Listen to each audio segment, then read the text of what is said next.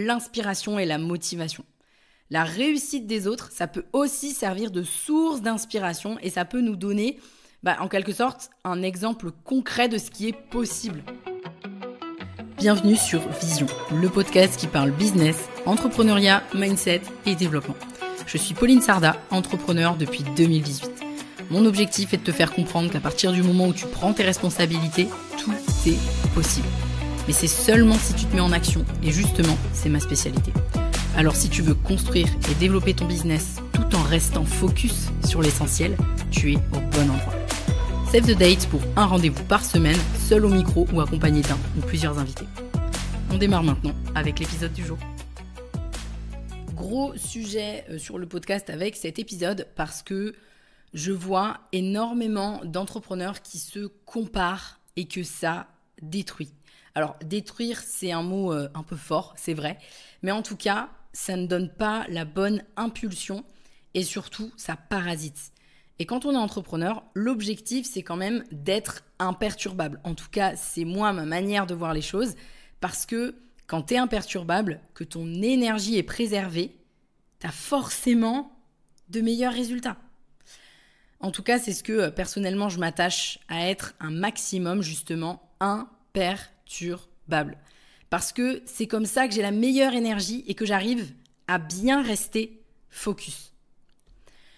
Parce que quand t'es parasité, tu perds du temps, tu t'éparpilles, tu changes d'avis, tu perds en efficacité, tu te fatigues. En fait, j'ai envie que tu repartes de cet épisode en comprenant quoi mettre en place pour ne pas te comparer négativement et que tu saches reconnaître la comparaison qui te drive. Parce que oui, il y a une comparaison positive et une comparaison quelque sorte négative. Déjà, il faut savoir que depuis des siècles, les humains se sont toujours comparés aux autres, que ce soit dans leur réalisation, leur performance, ce qu'ils possèdent ou même leur apparence physique. Sur la partie apparence physique, je ne vais pas te refaire l'histoire. Je pense que c'est la comparaison dont on entend le plus parler dans la société de façon générale. Donc tout ça s'explique notamment avec les différents biais cognitifs qu'on va parcourir un petit peu ensemble pour bien comprendre parce que la comparaison, c'est profondément enraciné en nous, en tant qu'être humain. Et je ne pouvais pas faire cet épisode sans t'expliquer tout ça, en tout cas sans passer par les biais qui participent à la comparaison. Et je ne suis pas une spécialiste des biais cognitifs, je préfère quand même le préciser, mais c'était important pour moi de faire un pas là-dessus. Évidemment, le premier biais, c'est celui de la comparaison sociale. Les humains, donc nous, ont un besoin naturel de se situer par rapport aux autres membres de leur groupe social. C'est souvent pour évaluer son propre statut social par rapport aux autres, ce qui fait qu'on a tendance à nous comparer à ceux qu'on perçoit comme étant similaires à nous en termes de compétences, de réalisation, d'attributs. Je dis bien comme on perçoit, parce que c'est là qu'est la nuance. Donc quand tu te compares à ton voisin entrepreneur sur Instagram, c'est un peu comme quelque chose que tu peux difficilement éviter. Mais on va parler après de comment tu peux faire pour justement éviter de te comparer un maximum parce que c'est l'objet de cet épisode. Le deuxième biais dont je veux te parler, il est hyper intéressant et je vais t'expliquer pourquoi. C'est celui du biais de supériorité illusoire. En fait, c'est le biais qui fait que tu vas potentiellement te surestimer, donc surestimer tes compétences, tes qualités, tes résultats par rapport aux autres, mais uniquement dans le but, et seulement dans le but, de renforcer ta propre estime de toi. Et parfois, c'est plus fort que toi. Tu vas te convaincre que tu es meilleur, et donc tu vas dévaloriser l'autre pour pouvoir, toi, te sentir mieux. Et pour éviter ça d'ailleurs, je te recommande d'aller écouter l'épisode 2 sur l'état d'esprit contre-intuitif qui te mènera au succès, où je parle un petit peu de ce sujet-là. Le suivant, c'est le biais de focalisation sur les déficits. En gros, on a plutôt tendance, en tant qu'être humain, à nous focaliser sur nos lacunes, sur nos faiblesses, ce qui fait que, pour nous, finalement, ça marche pas. Et ça vient renforcer potentiellement notre sentiment d'insécurité vis-à-vis des autres. Et donc, évidemment, on voit que les points positifs chez ceux à qui on se compare. Lui, il a ça, moi, je l'ai pas. Elle a des facilités pour s'exprimer, moi, je suis timide, etc. Donc, ce qu'il faut retenir, c'est que ces biais cognitifs, ils sont présents chez la plupart d'entre nous et ils peuvent influencer nos comportements et nos émotions liées à la comparaison. Et donc, c'est pour ça que c'est hyper important de ne pas rentrer dans une comparaison excessive et malsaine parce que ça peut nuire à ton bien-être émotionnel, à ta motivation et donc aussi à tes résultats dans ton business. Parmi les points négatifs, on va retrouver 5 principaux, en tout cas d'après moi. Déjà, c'est une insatisfaction et un sentiment d'inadéquation constant parce que les autres font toujours mieux que toi. Ça participe à faire baisser l'estime de soi, comme si vraiment on avait besoin de ça, parce que forcément, à trop se comparer, on se sent systématiquement inférieur. Ça entraîne aussi de la jalousie et de l'envie potentiellement, mais ça, je te l'apprends pas. Et en général, ressentir ces émotions-là, c'est quand même bien plus négatif pour la personne qui les vit que pour celle qui en est la cible en quelque sorte. Donc en gros, c'est pas bon pour toi du tout, c'est pas bon pour nous. Ça entraîne aussi du stress et de l'anxiété, notamment parce que tu te mets une pression monstrueuse pour te mettre au même niveau, je vais mettre des guillemets, que les personnes à qui tu te compares. Et puis, ça te défocus. Tu as une perte de focus évidente puisque ça entrave ta capacité à suivre ta propre voie à toi. Donc forcément, tu es moins efficace et donc voilà, tu es moins focus. Donc ici, on va essayer de trouver ensemble un équilibre un petit peu dans tout ça. Je vais te parler aussi de mon expérience de la comparaison parce que tu l'auras compris, on se compare tous, donc je n'y déroge pas. Là, j'ai beaucoup parlé des aspects négatifs, mais il y a aussi des points très positifs à la comparaison et c'est justement ce que je te souhaite, c'est de ressentir les points positifs de la comparaison.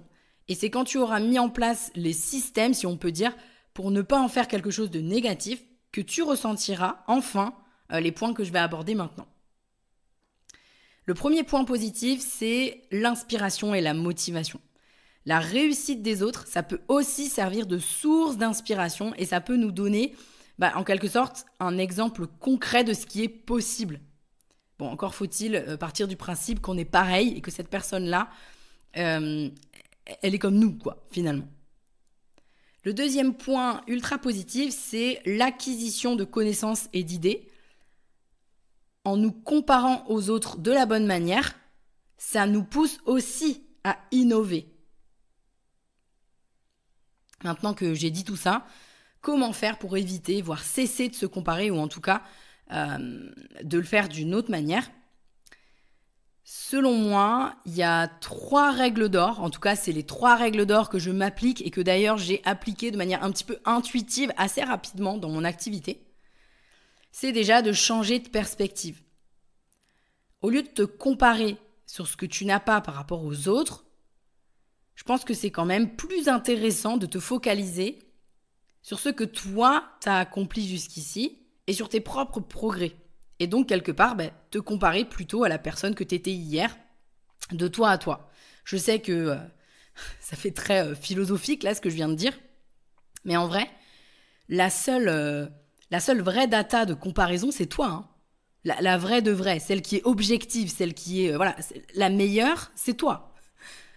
Te comparer aux voisins, ça n'a aucun sens puisque tu ne sais pas ce que cette personne a enduré, tu ne sais pas d'où elle vient, tu ne sais pas depuis combien de temps elle fait X actions, tu ne sais rien. Donc, alors que toi, tu sais où tu étais hier et tu sais quels moyens tu as, tu sais d'où tu viens, tu sais tout ça. Donc oui, changer de perspective et plutôt se comparer à la personne que tu étais hier. Ensuite, choisir des références positives. En gros, plutôt que de se comparer à des gens qui te font te sentir mal, inspire-toi uniquement des gens et compare-toi, entre guillemets. Là, en fait, c'est même plus quelque part une histoire de comparaison, c'est une histoire d'inspiration. Donc, plutôt se comparer à des gens qui t'inspirent positivement, et il y en a forcément. Et ma préférée, c'est celle d'éviter la friction. Ce que je veux dire par éviter la friction, c'est de se construire un environnement qui te permet d'être imperturbable. Exemple tout bête mais très efficace, ne pas suivre sur les réseaux sociaux les personnes qui te font te sentir mal ou qui te renvoient des énergies négatives. Ça peut aussi tout simplement être mettre en sourdine les personnes sur les réseaux sociaux qui te font te comparer de la mauvaise manière. Parce que ça peut arriver. Tu peux très bien apprécier cette personne, mais te sentir mal en voyant son actualité.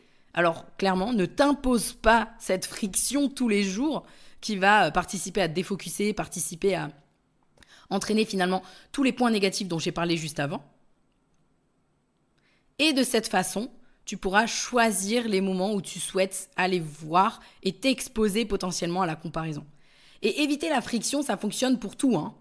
Je donne souvent cet exemple. Si tu veux maigrir et que tu adores manger des burgers, ne passe pas devant le fast-food tous les jours. Parce que oui, ça va être extrêmement difficile de ne pas y aller. Et donc la friction, ça fonctionne comme ça pour plein d'autres choses. Donc si tu veux éviter de te comparer, réduis la friction. Construis-toi l'environnement qui est bon pour toi. C'est quelque chose que je fais depuis mes débuts dans l'entrepreneuriat.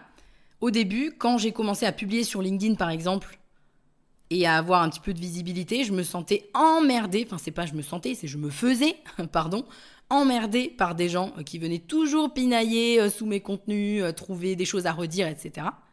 Et j'ai remarqué à ce moment-là que ça me parasitait. Alors j'ai pris une décision radicale, c'était de les bloquer. Donc dès qu'on commençait à me faire chier un petit peu, bam, ça sortait. J'ai pas besoin de ça en fait. À ce moment-là, tu vois, j'ai pas besoin de ça. J'ai pas envie de me prendre la tête, perdre de l'énergie avec des gens qui pinaillent, qui machin. Tu vois, non, en fait. Et du coup, j'ai pu maintenir mon énergie sur d'autres choses et des actions plus importantes que me prendre de l'énergie parce qu'il y avait des gens qui m'emmerdaient dans les commentaires. Par la suite, comme tout le monde, j'ai commencé aussi à me comparer avec des personnes sur les réseaux sociaux et j'ai aussi remarqué que c'était pas toujours hyper positif pour moi, même si j'avais rien, tu vois, de fondamentalement contre eux. Alors, soit j'ai arrêté de les suivre, soit je les ai mis en sourdine pour choisir le moment. Tout simplement. Ensuite, il y a quelque chose qui m'a permis d'énormément relativiser. C'est quand je suis entrée dans le mastermind dans lequel je suis actuellement. Déjà, en y entrant, je me sentais pas du tout légitime. J'avais la sensation de pas forcément être à ma place et d'être un peu un imposteur par rapport à tous les autres entrepreneurs qui s'y trouvaient. Et puis, quand je les ai rencontrés, je me suis rendu compte qu'ils avaient tous les mêmes questions que moi, les mêmes problématiques. Pourtant, moi, je m'imaginais pas du tout ça, en les suivant sur les réseaux sociaux pour certains, ou voilà, en connaissant un petit peu le business qu'ils avaient construit, j'étais à 1000 lieues de me dire qu'ils étaient pareils que moi. En fait, c'est ça. Et surtout, il y a quelque chose d'assez fou que j'ai réalisé par la même occasion, c'est que les gens qui étaient autour de moi et qui m'inspiraient me disaient eux aussi que je les inspirais. Pourtant, quelques semaines auparavant, avant de les rencontrer, je me sentais toute petite et j'aurais jamais imaginé ça. Ce que tu peux faire aussi, même si tu ne pourras pas toujours le faire, c'est de transformer la compétition que tu pourrais avoir avec certaines personnes en collaboration. Plutôt que de voir les autres entrepreneurs comme des concurrents, envisage plutôt des possibilités de collaboration et de partenariat. Crois-moi, ça peut stimuler ta propre croissance en travaillant avec des personnes qui ont des compétences complémentaires. Mais ce point, il est un petit peu à part des trois autres, j'aurais tendance à dire. Donc, ce qu'il faut retenir de ça, c'est que, 1, déjà, tout le monde est pareil. 2, il y a des gens qui t'inspirent et dis-toi qu'il y en a autant que tu inspires toi aussi. Et peut-être que tu inspires les gens qui t'inspirent. Ensuite, 3, les réseaux sociaux ne sont pas la réalité. On sélectionne ce qu'on veut dire, on sélectionne ce qu'on veut montrer. Tu le fais, ils le font aussi. Et 4, ne te compare pas à la vitrine des autres alors que tu ne sais pas ce qu'il y a en arrière-boutique. Je l'ai déjà dit d'ailleurs sur le podcast, sur d'autres épisodes. Pour conclure, avant de passer à la traditionnelle question de fin, se comparer c'est naturel et tu ne peux pas y faire grand-chose. Mais tu peux agir pour que ce soit différent et que ça génère autre chose chez toi. Ensuite, se comparer peut aussi avoir des côtés hyper positifs et c'est à toi de mettre en place les systèmes pour que ça le soit. Dont notamment éviter la friction, etc. Et dernière chose, te comparer à toi-même, c'est peut-être la meilleure forme de comparaison qui soit et c'est surtout celle qui te fera le plus grandir et qui participera aussi à faire grandir l'estime de toi sans avoir besoin des autres. Maintenant, plutôt que de te comparer aux autres et de te sentir inférieur, que se passerait-il si tu utilisais enfin la comparaison comme un catalyseur pour ta propre croissance et ton développement personnel en tant qu'entrepreneur ? À ton avis, qu'est-ce que ça pourrait changer de positif pour toi ? J'espère que cet épisode très straight to the point t'a plu et surtout qu'il t'a apporté, qu'il t'a fait aussi relativiser. Tu pourras jamais cesser de te comparer, je pourrai jamais cesser de me comparer, mais par contre, tu peux t'armer pour que ce soit hyper positif pour toi et que ce soit un vrai moteur. Je te dis à la prochaine sur le next épisode.